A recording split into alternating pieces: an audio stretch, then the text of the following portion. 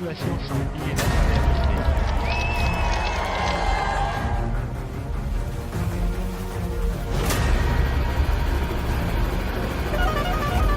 Christopher Froome va peut-être abandonner sur le Tour de France. Il est tombé hier. Playing with us at the moment, but Contador has crashed here.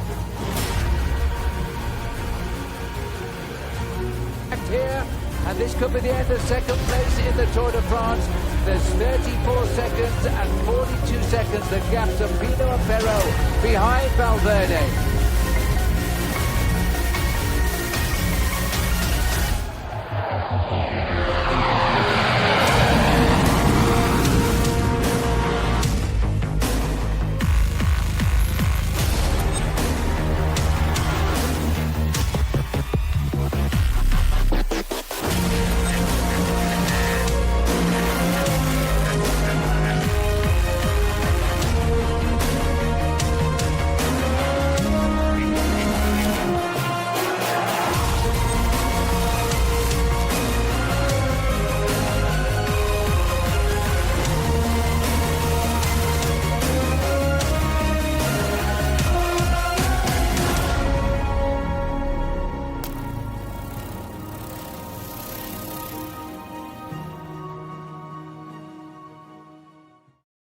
Les Matteo Trentin vont rentrer. C'est pas une bonne nouvelle non plus pour le clan belge. Et là, on l'a vu, tout le monde a vu Mathieu Van Der Poel bouger, tout le monde a vu Matteo Trentin bouger. Si on n'est pas dans la roue, c'est que physiquement on n'était pas capable. Ouais, on a vu Julien essayer d'y aller, mais il a été dépassé, Julien, ensuite. C'est pas forcément une bonne indication visuelle sur la forme de l'Auvergnat dans cette fin de championnat du monde. Et derrière, on essaie de s'organiser. Mathieu Van Der Poel qui fait un peu le point. Bah, il se retourne, il voit qu'il sont que 3, ça ne rentre pas derrière. C'est Dani Martinez qui est là. Qui lui aussi a été présent sur les routes de la Vuelta. Ça serait une année de première pour la Colombie. Première victoire sur le Tour de France. Premier podium, parce qu'ils n'ont même jamais fait de podium sur un championnat du monde sur route. 4e place. Ouais. Les espoirs, oui, mais pas chez les pros. Et voilà, les Belges obligés de se dévoiler avec Tim Wellens. Les Italiens ne bougent pas. On voit ce Nicole Brelli en deuxième position. On a Gianni Moscon à l'avant et on a Matteo Trentin dans ce trio. On aura donc 2 Italiens à l'avant. Ouais, Moscon qui relance alors que Trentin est en train de rentrer. Il n'a pas vu. Ouais, je pense qu'il n'a pas vu. On rappelle qu'il n'y a pas d'oreillette.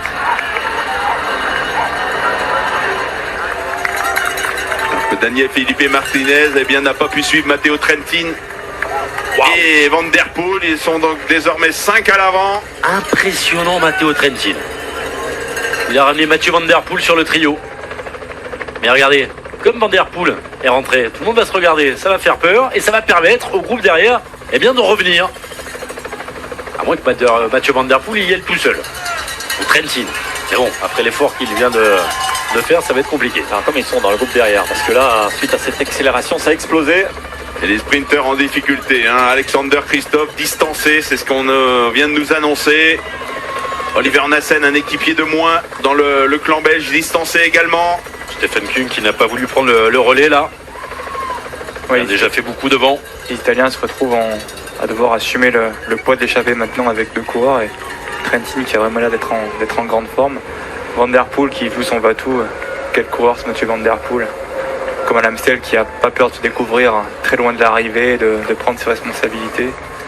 Là on a vraiment un groupe hyper intéressant et je pense que les nations comme l'Australie, la Belgique ou la France ont intérêt à réagir tout de suite si elles veulent pouvoir encore jouer ce maillot irisé. Surtout que ça commence à s'organiser et que Mathieu Van Der Poel prend ses responsabilités. Et c'est pas surprenant de voir Matteo Trentin lui emboîter le pas. Ils se sont croisés il y a quelques semaines sur le Tour de Grande-Bretagne. Et quand il a vu la forme de Mathieu Van Der Poel, Matteo Trentin qui était très fort, il s'est dit là, je ne vais pas louper la roue si je peux. Gorka Izagirre qui est semble-t-il sorti également. Il nous avait même semblé plus fort là, Matteo Trentin il y a quelques minutes que Mathieu Van Der Poel. Il est revenu sur le phénomène néerlandais avec une grande facilité. Et si Gorka Izagirre arrive à faire la jonction, derrière c'est Michael Matthews hein, dans la roue de Bétancourt. Bah, les Colombiens sont pas mal. Ils ont Dani Martinez à l'avant, il y a Carlos Bétancourt qui est en train de chasser derrière Izagirre. Et pas de Belge, pas de Français. Les deux grosses nations absentes pour l'instant des débats à 30 km de l'arrivée. On rappelle qu'on a perdu Philippe Gilbert, Remco Evenepoel dans le clan belge. On rappelle que tout à l'heure, Julien Lafilippe n'a pas été en mesure de suivre l'accélération de Mathieu Van Der Poel et de Matteo Trentin. Derrière, on a vu 2-3 coureurs tenter de sortir. Il va falloir vite rentrer puisque après le faux plat. Non, c'est Tom Skujins. Ah, Skujins, ah ouais, le laiton. Pas mal aussi. Ah, c'est pas mal aussi. C'est pour personne pour l'Australie. Et bon, premiers sont les Australiens. En tout cas, il vaut mieux rentrer rapidement hein, dans la Les position. Australiens, c'est qu'ils ont roulé beaucoup au départ, on l'a vu. Ils ont tout de suite assumé derrière le groupe de 11. Ils sont pas loin, mais il faut les boucher. Hein. C'est quelques, c'est pas fait. c'est quelques mètres. Ah, il y a 8 secondes. Il y a 8 secondes, mais on rappelle, là, ça va remonter un peu. Et devant, eh bien, on s'entend bien. Matteo Trentin qui fait le point. Mathieu Van Der Poel qui ne se préoccupe pas forcément qu'il y ait deux Italiens à ses côtés. Pas un souci. Stephen Kung qui va peut-être commencer à sauter les relais. Hein. Il est quand même échappé depuis un peu plus longtemps, le Suisse.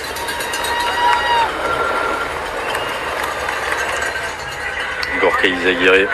Alors là, sont nos Français. Ouais, là, c'est un peu plus dur pour nos Français. Ouais, c'était costaud pour les galopins. Est-ce qu'il peut rouler maintenant? Bah, Il reste plus grand monde, hein. personne Puis ne avec va pouvoir la rouler fatigue, derrière. là, on a 230 km de course. Tactiquement, les Belges et les Français sont pris. Bon, physiquement, on a été pris. Hein, parce que Julien Alaphilippe, il a senti le coup. Hein, il a suivi l'attaque de Mathieu Van Der Poel et Matteo Trentin. Mais il a buté à quelques mètres au sommet de cette côte. Il y a un demi-tour. Gianni Moscon 5e l'année dernière du championnat du monde. Presque à domicile à Innsbruck. Puisqu'on sait qu'il habite en Autriche, dans la banlieue de la capitale du Tyrol. Bon, on va retrouver la ligne d'arrivée. Pour nos Français, il reste encore 2 tours. Hein. Ils pourront bien être épaulés aussi par les Belges qui se sont fait piéger. Il reste encore voilà, près de 28 km. Donc rien n'est perdu, mais il faut réagir rapidement. L'avantage, si ça rentre, c'est que Mathieu Van Der Poel aura, même s'il est encore capable de s'imposer derrière, on va quand même. C'est Greg Van Avermaet qui roule derrière. Non, c'est Dylan Teuns à la Dylan poursuite Teuns, ouais. de Nils Politt. Regardez, les Italiens sont là pour casser le rythme avec Pétiole notamment. En seconde position, C'est le vainqueur Marc du Tour Chavez, des il est là. Flandres. Oui. Et Tim Mullens qui va venir certainement collaborer en tête de peloton. Van Avermaet est là, vous voyez, là, ça fait Oula, la Julien, grimace, il est très très loin. Julien Alaphilippe. Mathieu Van Der Poel qui passe sur la ligne. Il reste 2 tours. Pedersen, Trentin, Moscon, Kung. On a déclenché le chrono. Le groupe de 3 qui se retrouve à une dizaine de secondes. Ils perdent du temps, hein. Il y avait 8 secondes, 1,5 km de la ligne. On navigue désormais à 12 secondes pour Skujins, Bétancourt et Izagirre. Nils Politt qui essaye encore de sortir seul. Oui, puis le vrai problème, c'est qu'une fois que Wellens et Teuns vont s'écarter, il y aura vraiment plus d'équipiers derrière pour ramener ce qui reste du peloton. Donc ça va être un rapport de force qui va rapidement s'inverser en faveur des hommes de tête. On a perdu des sprinters. Il reste John de Gelkolb dans le groupe derrière. Reste Michael Matthews, bien sûr. Peter Sagan est là. Sonny Colbrelli est bien là. Ouais, pour l'instant, Peter Sagan n'a pas réagi. Hein. On ne l'a pas vu réagir suite à l'attaque de Van Der Poel. Alexander Christophe est présent dans le groupe. Mike Tedinson, toujours. Niki Terpstra également. Donc ils sont 36 potentiellement à pouvoir être champions du monde. Et Gorka Izagirre vont enlever l'impair.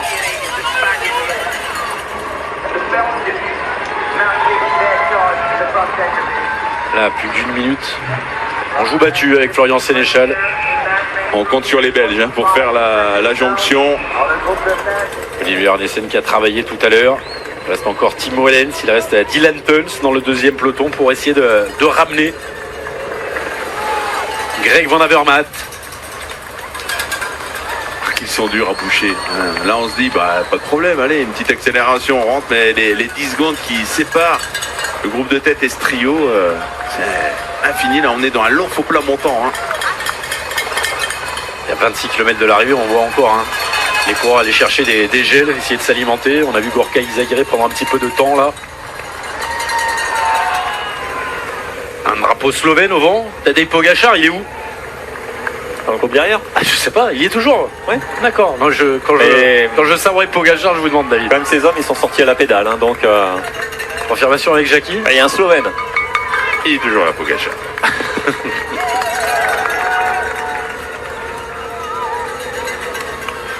Et voilà, on capitule hein, pour Betancourt, Tom Skujins et Gorka Izagirre. Quand on se retourne constamment, c'est que nous ne sont pas en mesure de revenir sur le groupe Van Der Poel. Et puis derrière, on va retrouver les deux Belges.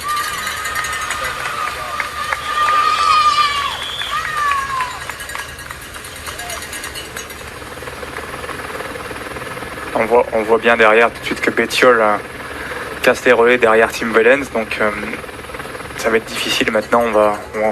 Les grosses nations comme la Belgique et la France vont vraiment manquer d'équipiers pour essayer de réduire l'écart sur ce groupe de favoris, comme vous le rappelez, avec Van Der Poel et Trentin qui sont vraiment sortis à la pédale.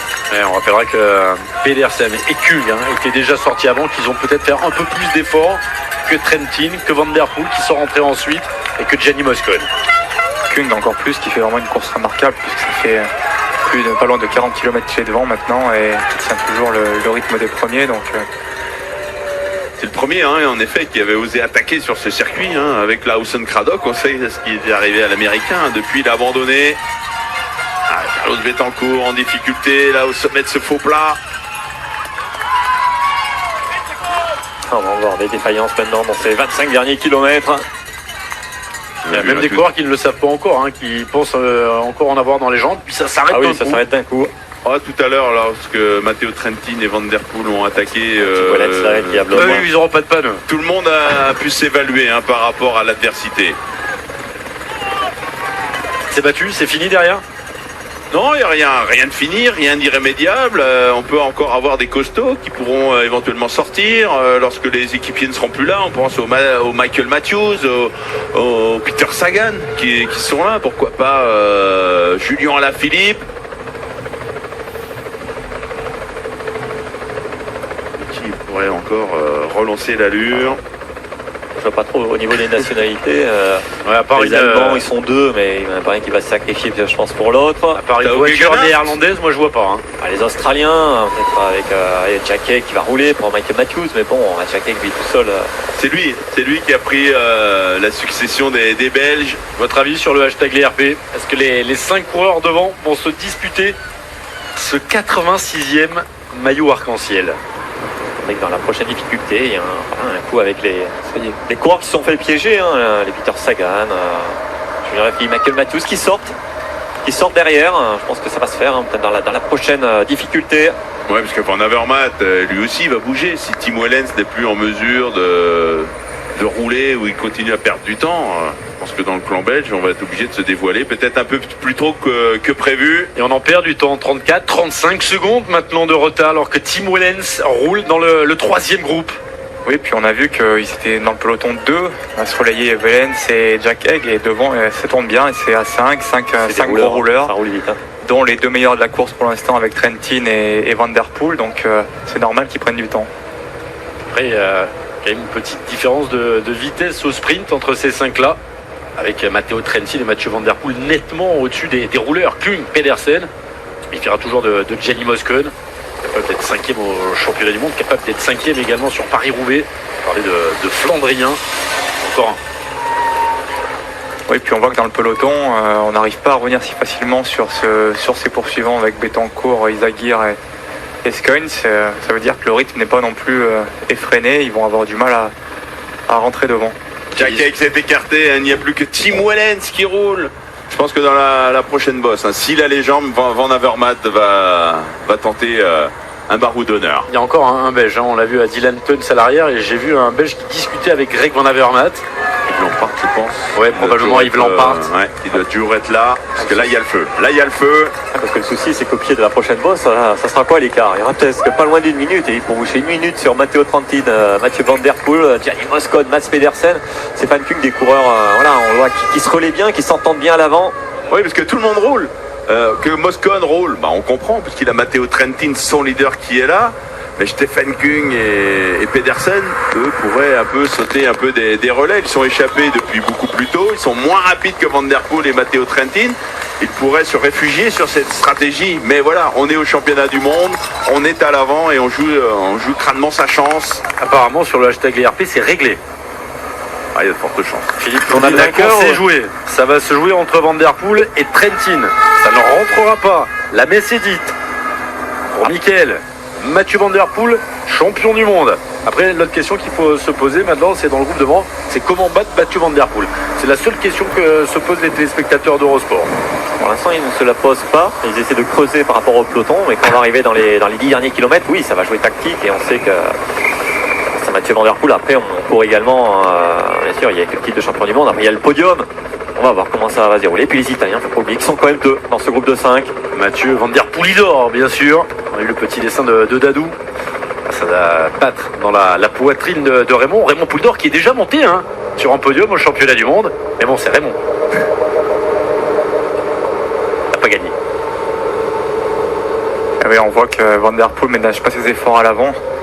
C'est vrai qu'il va, comme il l'a fait par exemple à l'Amstel, devant un plateau aussi fort, il est capable de rouler en tête sans se poser de questions et de régler tout le monde au sprint à l'arrivée. On voit que les Français derrière mettent en route. Ah, mais l'écart augmente encore. 47 secondes, Romain. Pour Izaguirre, Betancourt, Skuntz. C'est bien vu, mais il fallait rentrer tout de suite. C'est Benoît.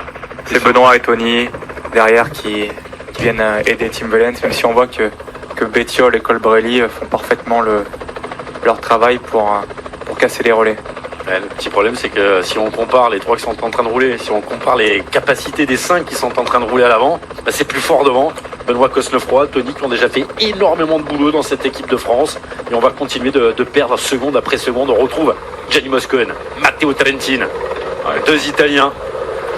Sans la puissance, encore chez Moscon. C'est peut-être Moscon justement qui va profiter de tout ça. Il va essayer d'anticiper. Oui, c'est un avantage quand vous êtes 2 de la même nation. On va peut-être essayer dans le final d'isoler Mathieu Van Der Poel. Bon, l'objectif pour l'instant, à 21 km de l'arrivée, il est tout autre. L'objectif, c'est évidemment de repousser le peloton à plus d'1 minute. Ensuite, lorsqu'on sera dans le dernier tour, si l'écart est toujours de plus d'1 minute, là, on va peut-être mettre une autre stratégie en place. Mais pour l'instant, l'objectif, c'est de s'entendre et repousser l'éventuel retour des Belges, des Français, des Allemands. Il y a Dami qui nous dit c'est pas joué parce que ça va se regarder devant au bout d'un moment. Pedersen, je pense qu'à un moment il va quand même sauter un peu les relais. Stephen Kung également, parce qu'il est quand même échappé depuis un moment. Ah, mais ils sentiront les relais quand ils sentiront que la victoire se jouera peut-être entre les 5. Voilà. Et qu'ils peuvent aller chercher le podium aussi. Donc pour l'instant on n'est pas dans cette optique. On essaie de creuser. Il y a Thierry qui dit vous excitez pas. Van Der Poel, il va se faire arranger par les Rital. Matteo Trentin, il l'a battu sur les routes de Tour de Grande-Bretagne. Ils ont exactement le même programme de course. Il a réussi à le battre. Bon, Mathieu Van Der Poel a plus souvent battu Matteo Trentin sur les routes du Tour de Grande-Bretagne que l'inverse. Mais voilà, ils connaissent leur point fort. Bon, le point faible de Mathieu Van Der Poel, il n'en a pas beaucoup. C'est un peu le problème. C'est peut-être la distance. Voilà, Mathieu Van Der Poel, même s'il a fait des classiques en début de saison, ensuite, on rappelle, il y a quelques mois, il faisait du VTT. C'était pas des épreuves de 6 ou 7 heures. Bon, on sait que... Il rallonge souvent. Il est allé faire encore 100 km là, après une course, alors que... Grand Prix Primus, ouais. Il a rallongé de 100 km après les 200 km proposés sur la course. Échappé tout à l'heure, Magnus Cort Nielsen qui quitte la course. On voit de la manière qu'il a gagné l'Amstel, où il sortait de plus en plus fort au fil des kilomètres. Bon, je pense que les 250 km, il les a dans les jambes. Pascal Ackermann ne sera pas champion du monde à sa première tentative. Et là, on a vu à l'écran que la Belgique a battu cette dernière carte avec Yves Lampert qui se mettait à rouler suite à ce que Dylan Tuns et Tim Wellens soient écartés. Donc là, clairement, le rapport de force est vraiment favorable aux hommes devant. Et avec ce match-là, maintenant, ça va être difficile pour les Van Avermaet et Julien de rentrer derrière. C'est là, à mon avis, c'est le dernier moment pour qu'il y ait un éventuel retour de l'arrière, c'est à cet endroit. Puisque voilà, les équipiers vont arrêter de rouler, ils vont coincer et on va peut-être voir Van Avermaet bouger, Michael Matthews, Peter Sagan. Ils seront forcément flanqués d'un Italien comme Colbrelli qui ne roulera pas. Mais là, c'est la dernière chance, à mon avis, dans cette côte, de voir les quelques costauds qui restent dans le groupe d'une trentaine de coureurs. Oh, vous imaginez, ils sont revenus à 8 secondes. 8 secondes. Les Scuds, Izaguirre et Betancourt. Et là, ils se retrouvent à 44. Ils sont plus près de se faire rattraper par le peloton que de revenir sur les 5 hommes de tête. Allez, est-ce qu'on va voir des favoris bouger? Non, pour l'instant, c'est toujours Yves Lampard qui roule. Peltiol qui cadenasse un peu tout ça. Sonny Colbrelli toujours bien placé également. Et oui, Tim Wellens, c'est terminé. C'est terminé pour Dylan Teuns. C'est Carlos Betancourt qui est en tête là. Ah, Moscon en difficulté. Il ne sera pas champion du monde. On peut avoir encore des surprises au fur et à mesure des kilomètres. On voit que On en parlait tout à Même à l'heure, l'avant, l'extinction des des coureurs feux commence à- subite. C'est ce qui est en train d'arriver à Gianni Moscon. Ah, il s'accroche. Il veut basculer là, ça bascule. Il veut donner un dernier petit coup de main pour Matteo Trentin, ne serait-ce que rouler 3-4 km.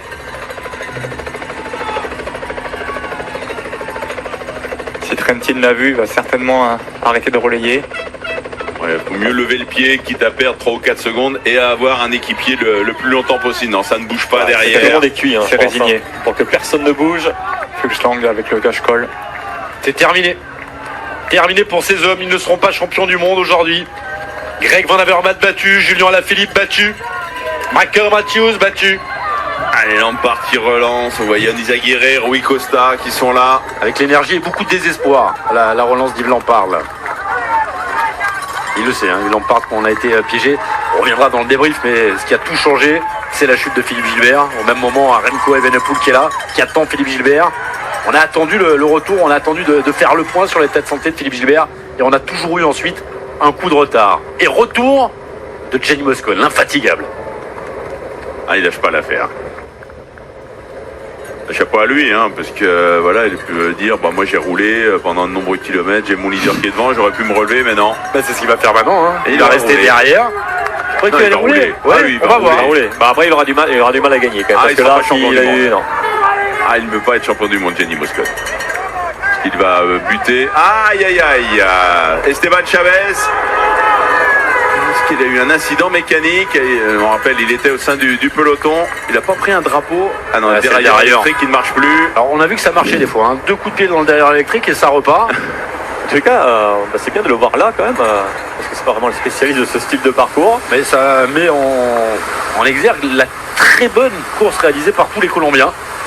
Je sais plus qui est-ce qui avait fait ça sur le contre-la-montre individuel. Ouais. Il a dû regarder le contre-la-montre individuel l'autre jour et il a vu que ça marchait comme ça, un grand coup de pied, un bon coup de marteau, un bon coup de purin et ça repart. Beaucoup de talons. Parce que ça a temporisé un petit peu là. Moscon, pour l'instant, il ne prend pas les relais. On retrouve Yves Lampard, Jakob Fuglsang en 2e position. Et puis il y a les Italiens qui surveillent. Betancourt un petit peu plus loin. Izaguirre, c'est l'Espagnol en 4e position. Ce Nicole Brelli est très très bien.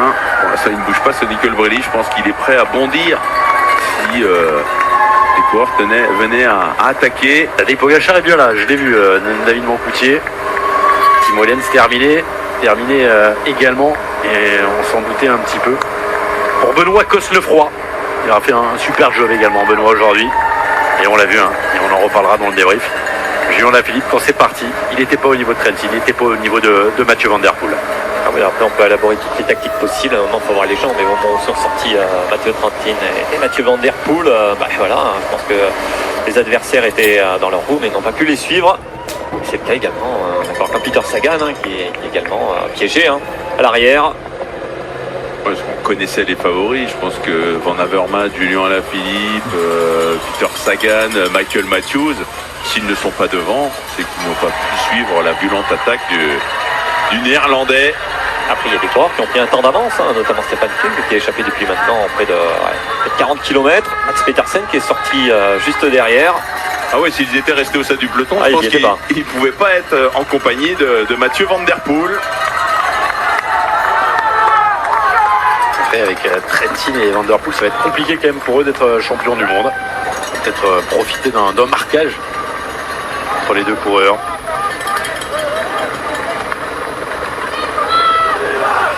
C'est dur pour Yves Lampard. On a vu Fulslang qui maintenant passait des relais. peut-être aussi parce que il y a la carte Valgren. Oui, mais on a un Danois. C'est quand même étonnant. Hein. Ouais, on a mis Mats Pedersen devant et on prend des relais. C'est pas plus pour endormir la poursuite. C'est vrai que Valgren avait l'air pas mal au sein du peloton. On croit qu'on relaye, mais en fait, on ralentit, Après, on endort. Oui, après Pedersen, ça risque d'être c'est ça. un coureur très talentueux, très difficile face à Trentin ou Van Der Poel, et ça peut lui permettre justement de ne pas passer de relais à l'avant et de s'économiser. Je sais pas quelle est la tactique exacte du côté danois, mais ça peut être envisageable vu le calibre des coureurs avec lesquels il se trouve devant. Ça rappelle un petit peu le final du championnat d'Europe, pas cette année. Il y a 2 ans, rappelez-vous, il y avait Matteo Trentin devant, il y avait Davide Cimolai pour l'Italie avec lui, il y avait déjà Mathieu Van Der Poel, et c'est Trentin qui avait battu Mathieu Van Der Poel au sprint.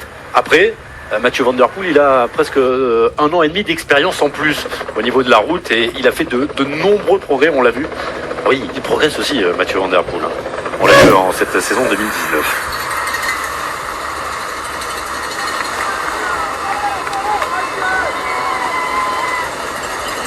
48 secondes, on reprend un tout petit peu. Prochain passage sur la ligne, il restera un tour, le dernier tour de ce 86e championnat du monde. Ouais, on va doubler l'écart par rapport au tour précédent. On rappelle, on avait 25 secondes d'avance. Il y a un peu plus de 13 km. Il risque d'y avoir le double, hein, pas loin de 50 secondes, voire plus. Pas mal de larmes envoyées sur le hashtag LRP par les supporters de l'équipe de France. 410 qui pleurent là. On nous dit Julien Lafilippe qui serait même plus dans le peloton, il m'a semblé le voir, on l'a vu sur la ligne tout à l'heure. Sait-on jamais. Il faudrait un miracle maintenant pour voir ce groupe rentrer. Du galopin là. C'est Julien France dans la dernière position. Ouais, il est juste devant. Alors que Tom Skuins, qui était intercalé, a été repris maintenant et traîne à l'arrière de ce peloton principal. Moscon qui s'était distancé dans la bosse précédente Et qui reprend le relais. Moscon en tête. Mats Pedersen, Matteo Trentin, Mathieu Van Der Poel, Stephen Kung. Il commence à sauter quelques relais. Stephen Kung. Le grand favori, on l'a dit, Mathieu Van Der Poel, Matteo Trentin. La surprise, pourquoi pas Mats Pedersen. Belle course des Italiens, tactiquement. Bon, après, se remarquer, celui qui gagne, c'est souvent celui qui a la meilleure tactique. Quand on est à l'avance, c'est qu'on a mis en place la meilleure tactique. On l'a vu, on peut avoir la meilleure tactique quand les jambes ne suivent pas. Il a été le seul à pouvoir répondre à l'attaque de Mathieu Van Der Poel. Alors, Pedersen, ça va quand même pas mal. Ah oui, oui, ça va pas mal. C'est trop au niveau de Trentin, mais... C'est un trek qui a fait 250 km. Couple à montant avec la pluie. C'est ce que disait Romain tout à l'heure. Trentin a l'air encore sur pas trop rectif au niveau du visage, encore l'imperméable sur le dos. Je pense que Après, Mats Pedersen et Stephen Kung, ils vont peut-être profiter d'un éventuel marquage. Parce que là, les 2 grands favoris, on les a cités et ils se connaissent très bien. Ils se sont croisés sur les Tours de Grande-Bretagne. Ils savent qu'ils vont se jouer la victoire, Trentin et Van Der Poel. Et peut-être à Stephen Kung et Mats Pedersen d'en profiter. L'équipe française représentée à l'avant va se consoler avec ça. C'est la Groupama FDJ. Stephen Kung. Il était en France ces dernières semaines, Stephen Kung. Il a gagné de belles choses. Exactement. Sur le Tour de Slovaquie, il avait remporté sur la première ou la deuxième étape. Arnaud Démare avait levé les bras également là-bas. Et le Tour du Doubs aussi. Et oui, il avait remporté le Tour du Doubs, dimanche de la Coupe de France. Un peu déçu, je pense, sur le contre-la-montre, même s'il a accroché une 10e place. C'était un parcours qui était taillé pour Stephen Kung, qui a fini très loin de Randenitz, qui avait gagné en solitaire le Tour du Doubs. La cloche, on va ressentir un petit peu le coup d'adrénaline, les frissons, parce qu'on sait qu'un titre de champion du monde quand même dans maintenant 13 km. Donc la victoire semble se dessiner entre les 52 têtes. Si on n'a pas abdiqué, on va toujours Lampard rouler derrière dans ce